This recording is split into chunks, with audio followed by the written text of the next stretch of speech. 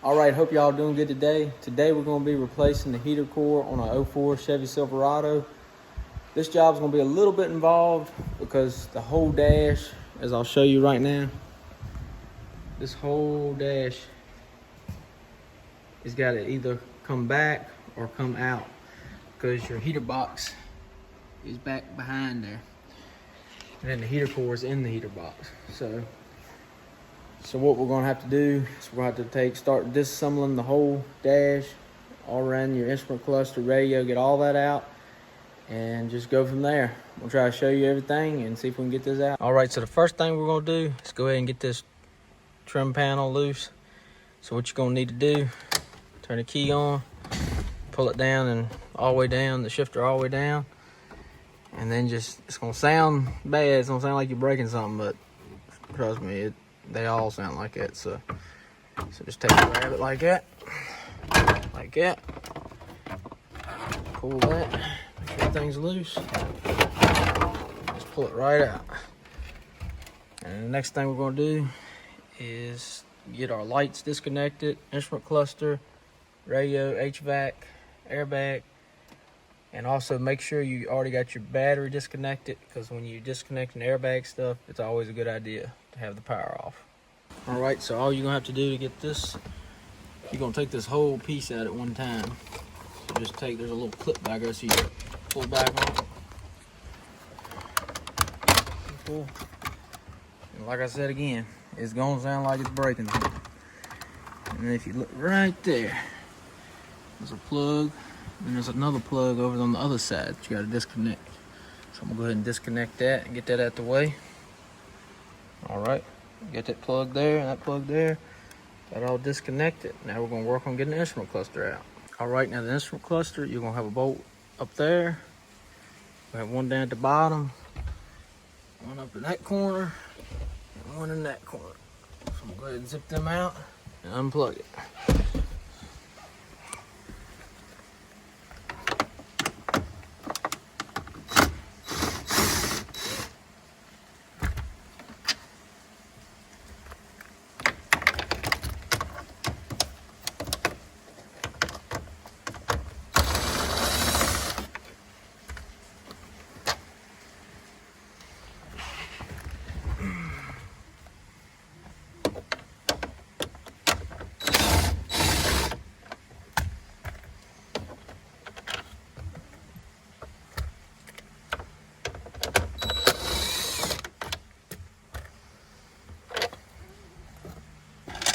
Alright, got all the screws out. Now let's pull this thing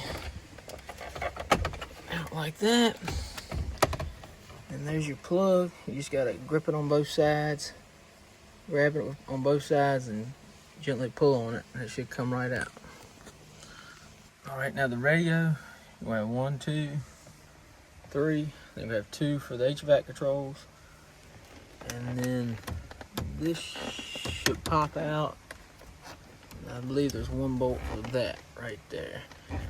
I'm gonna go ahead and get all that out because it's hard to film it, and I'll get back with you. All right, we got all that out. This is gonna have to wait until you pull this off.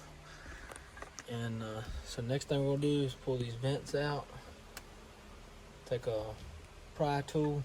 Probably the best thing to do is use a plastic pry tool.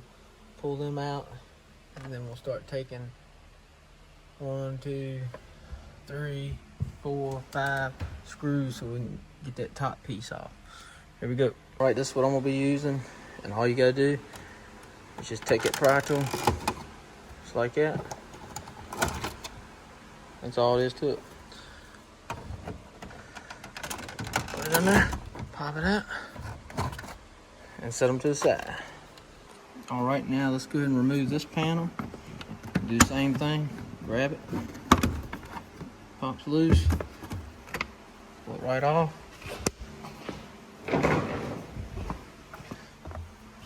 Do the same thing on this side, which this side is your fuse panel. So there's a thing where you can just pull on, and you see there's 2 screws on each side that you gotta take loose too to get the top of the dash off. I went ahead and got all the screws all the way across. Now you just gotta take a Phillips head, and remove these two on both sides. All right, we got all the screws at the side, all the way across the top of the dash. Next thing we're gonna need to do is look up in there. There's a little white clip right there on the corner of the camera. And you just gotta push them in. There's one on both sides. You gotta push them in, and then you can, when you push them in, you pull this out. Let me see if I can show you.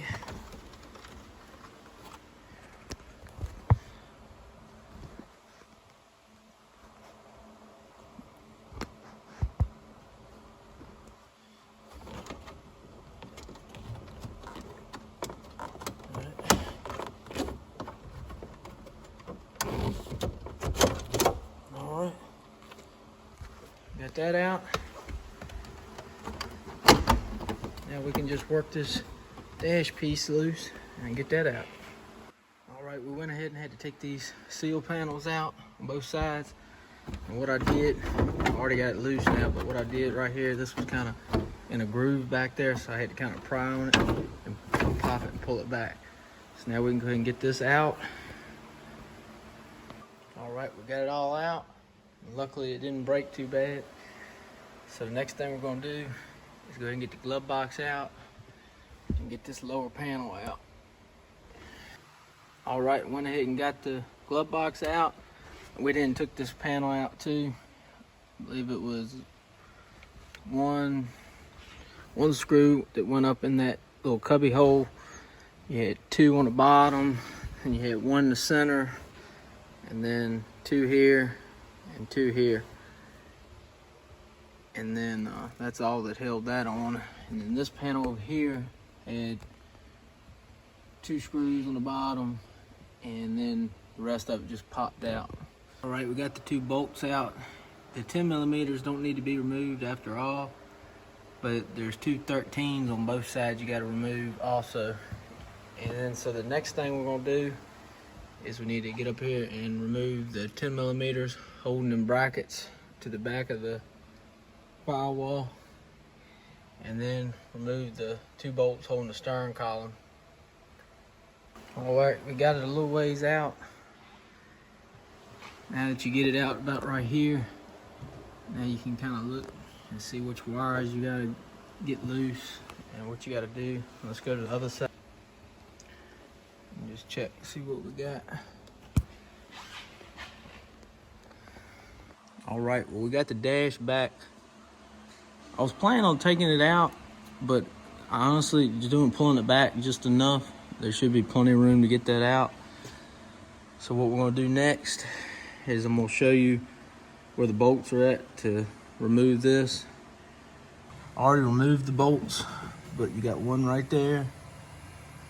There's one down right there.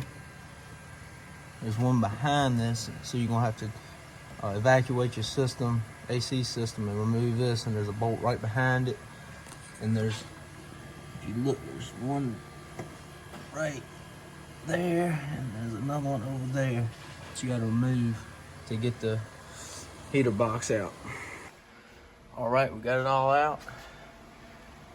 We'll have to do just a little bit of maneuvering to get it out. But it's out. And what we're gonna do next is remove this, because your heater core sits right down in there. It's kind of a shame that you gotta take this whole thing out just to do that, but there's no way to get it out and get it back in without taking it out. So, all right, the socket you're gonna need is gonna be a 7/32. We'll go ahead and get to removing this.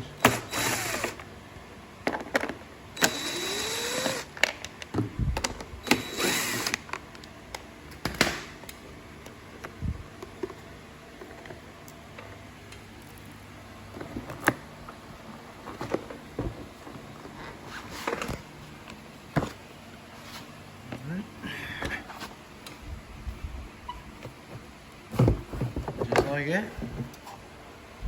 2-second little job that takes 2 hours, 3 hours, however long it takes you. All right, we got the old one out. We'll install the new one back in. All you do is just Gently slide it back in there.